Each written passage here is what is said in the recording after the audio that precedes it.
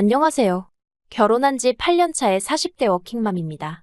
오늘 제가 이렇게 찾아온 이유는 뻔뻔하기 짝이 없는 시부모님 이야기를 하기 위해서예요. 이번 일로 인해 남편에 대한 제 마음도 많이 식어서 이혼도 생각을 안 했던 건 아닌데 남편이 싹싹 빌면서 이혼은 못한다고 매달리는 거예요.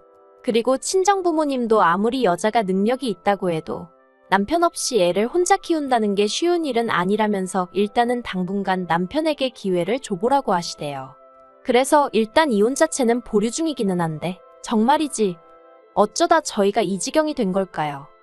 남편하고는 지인의 소개로 만났습니다. 당시 저는 온라인으로 의류 쇼핑몰을 운영 중이었고 남편은 중견기업을 다니는 회사원이었어요. 서로 첫 만남부터 호감을 느껴서 두세 번 데이트하고 바로 사귀는 사이가 되었지요. 사귀는 동안 어느 다른 연인들처럼 크고 작은 다툼이 있기는 했어도 이렇다 할 사건 사고는 없었기에 사귄 지 3년이 넘어갔을 때는 결혼을 한다면 당연히 이 사람과 하게 되겠구나 싶더라고요. 그리고 남편도 저랑 비슷한 생각이었는지 사귄 지 4년이 되기 전 저에게 정식으로 프로포즈를 해왔네요. 평소에도 농담 반 진담 반으로 결혼에 대해서 이런저런 이야기를 자주 나눴었어요. 하지만 딱 한 가지 주제만큼은 이야기를 나눠본 적이 없었는데 그건 바로 돈에 관한 것이었습니다. 사실 저는 어린 나이에 사업에 뛰어들었다 보니 돈 이야기를 많이 해서 좋을 게 없다는 건 진작에 알고 있었어요. 그리고 남편은 남편대로 돈에 관한 이야기라면 별로 흥미도 없고 속물 같다고 생각하는 눈치더라고요. 그래서 어차피 만나서 데이트하고 서로 선물하고 할 때는 비슷한 수준의 소비를 하고 있었으니 굳이 돈 이야기를 나눠야 할 필요성을 느끼지 못했습니다. 그런데 막상 본격적으로 결혼 이야기가 오가기 시작하니까 돈만큼 중요한 주제가 없더군요. 제가 먼저 남편에게 친정부모님의 직업이라던가 재산을 오픈했습니다.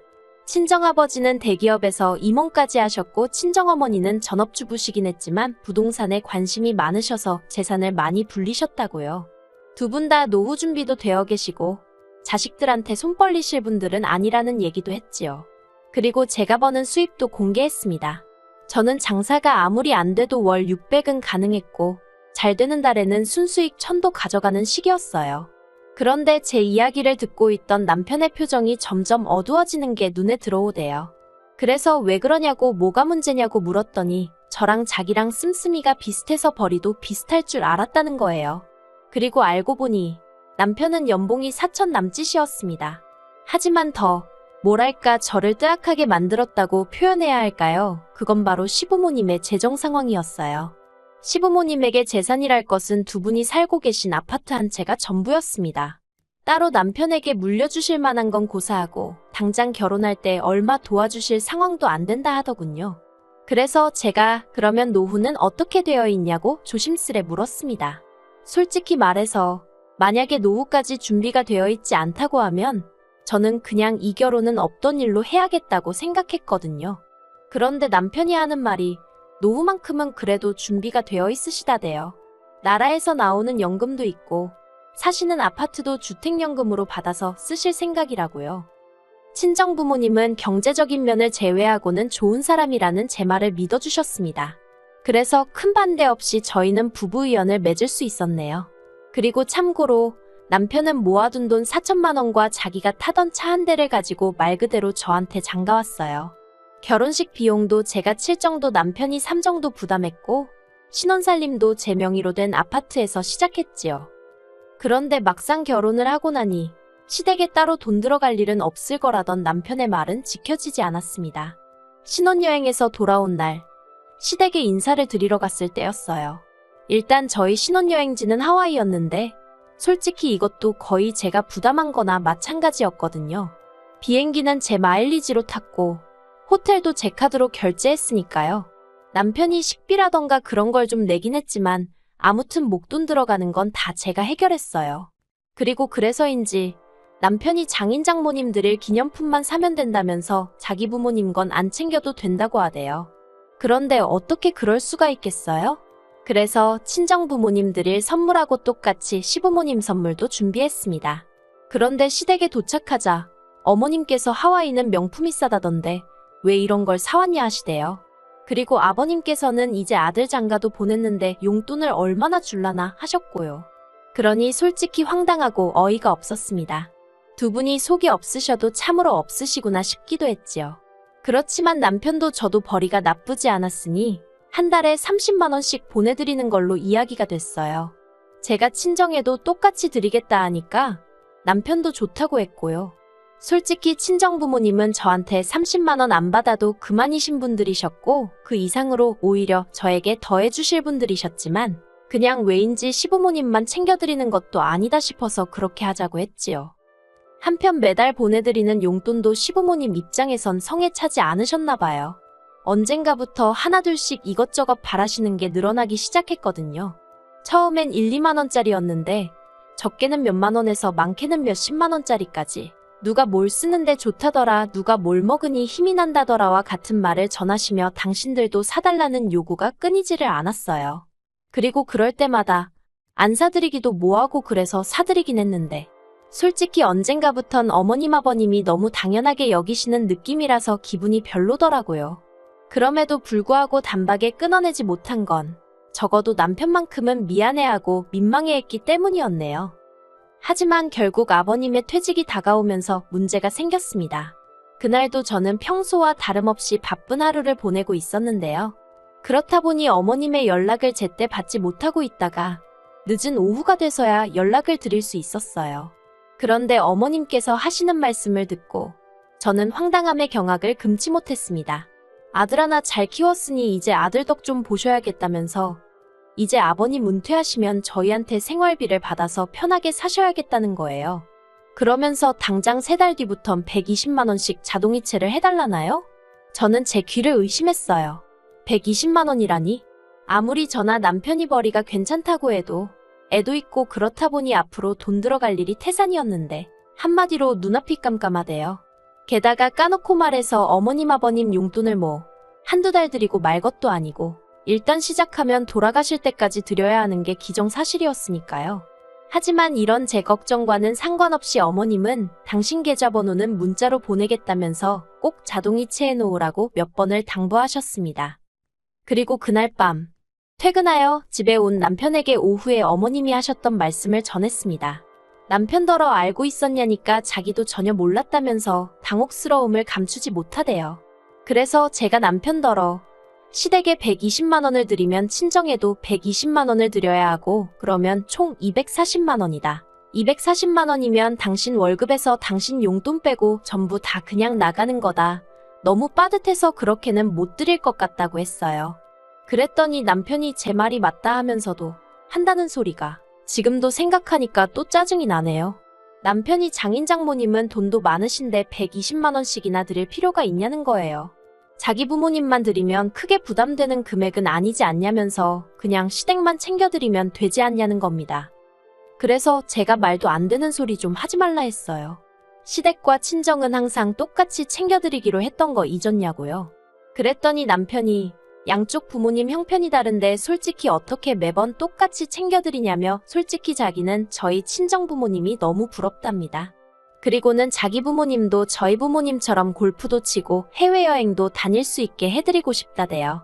어이가 없어서 친정 부모님은 당신들 능력으로 다니시는 건데 그 얘기가 지금 여기서 왜 나오냐고 이상한 소리 좀 하지 말라고 했습니다. 그리고 지금 우리가 돈을 많이 버는 것 같아도 여기저기 적금에 보험에 빠져나갈 것도 많다고 어쩌다 한 번씩 일회성으로 용돈은 드릴 수 있어도 고정적으로 목돈을 드리는 건 안 된다고 딱 잘랐지요. 그랬더니 남편이 그러면 몇 개는 이참에 해지하면 되는 거 아니냐면서 정말 우리가 돈이 없는 것도 아닌데 어떻게 부모님을 모른 척 하느냐고 저더러 정말 너무하다대요. 그래서 제가 남편더러 결혼할 때 분명히 나라에서 연금도 나오고 주택연금도 받으실 거라 하지 않았냐고 근데 왜 지금에서야 말을 바꾸냐고 화를 냈어요. 그런데 제가 연금 이야기를 꺼내자 남편이 입을 딱 다물고 더는 말을 안 하는 거예요. 그리고 그런 남편의 모습에서 어딘가 구린 데가 있구나 싶은 직감이 들었달까요. 그래서 남편을 계속해서 추궁했습니다. 시부모님 재정 상황에 있어서 나에게 미처 말을 못했거나 속인 부분이 있느냐고요. 그리고 그제서야 남편이 머리를 벅벅 긁으며 한다는 소리가 저희 결혼할 때는 분명 그런 계획이셨는데 저희 애가 어린이집에 가던 시기에 아버님이 어디 투자를 하시겠다며 집을 담보로 대출을 1억 받으셨답니다. 그 소리 듣는데 정말 뒷목 잡고 쓰러질 뻔했어요. 1억이 네 집 개 이름도 아니고 무슨 생각으로 그러신 건지 도통감이 안 와서요. 결국 몇 날 며칠 남편과 설전을 벌이다 안 되겠다 싶어서 시댁을 찾아갔습니다. 그리고 어머님 아버님께 단도직입적으로 120만 원을 그것도 매달 드리는 건 안 된다고 말씀드렸어요. 그랬더니 어머님이 아들놈 번듯하게 키워놨을 때는 어느 부모라도 이 정도는 기대했을 거랍니다. 그러면서 니들이 얼마를 버는데 그 돈 100만 원도 못 준다는 거냐면서 화를 내시는 거예요. 그래서 어머님 아들이 월 300 좀 넘게 가져오는 게 다라고 말씀드렸습니다. 그리고 어머님 아버님한테 돈을 드리면 저희 부모님한테도 드려야 한다고 그러니 돈 100이 아니라 한 달에 무려 240만 원씩 나가게 된다고요. 그랬더니 어머님이 너네 부모는 돈도 많은데 돈을 왜 주려고 그러냐시대요. 어렵다는 사람만 주면 되는 거 아니냐면서 뭐하러 거기다까지 돈을 퍼주려고 하느냐고요. 그리고 솔직히 아무리 시부모님이라지만 그 뻔뻔함과 염치 없음에 저는 정말 학을 뗐어요. 막말로 저한테 아쉬운 모습이라도 보이시면서 어떻게 부탁이라도 하셨으면 저도 사람이니 마음을 달리 먹고 어떻게든 가능한 쪽으로 최대한 어머님 아버님 편에서 생각을 해봤을지도 모르죠. 하지만 이건 뭐 누가 보면 어머님 아버님이 저한테 돈이라도 맡겨놓은 줄 알겠더라니까요. 결국 저는 남편과 합의를 봤습니다. 생활비와 아이양육비 명목으로 200만 원을 각자 각출하고 나머지 수입은 알아서 따로 관리하자고요. 저더러 너무한다는 남편에게 너무한 건 내가 아니고 당신 부모님이니까 나를 원망하지 말라고 했어요. 그랬더니 자기도 뭐라 할 말이 없는지 반박은 못하고 궁시렁거리기만 하대요. 하지만 그러던지 말던지 더는 제 알바가 아니었지요. 저는 오히려 그렇게 생활비를 각출하고 나니까 여유가 생겨서 그전에는 돈 아까워 사지 못했던 브랜드 옷도 사입고 친구들 만나서 기분 좋게 밥도 한 끼씩 살 수 있어 좋았거든요.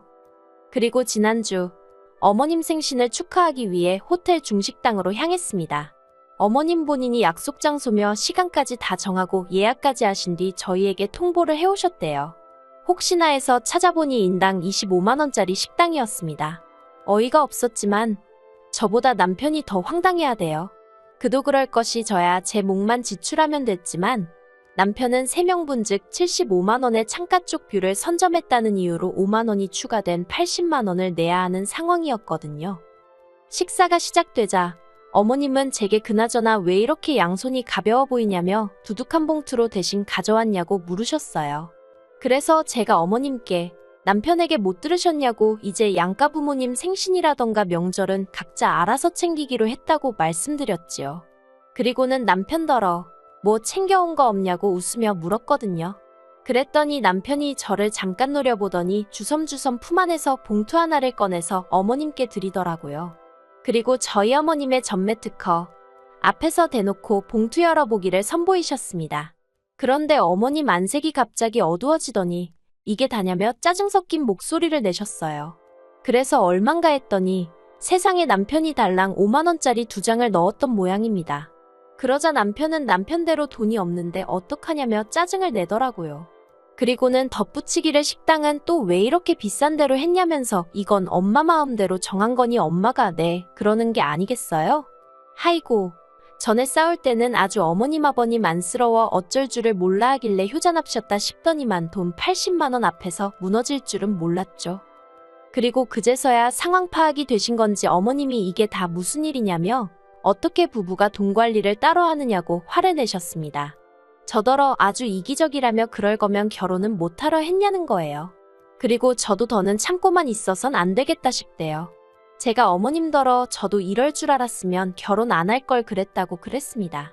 그리고는 애만 아니면 어머님께 저 사람 돌려드리고 싶은 심정이라고 한마디 해버렸지요.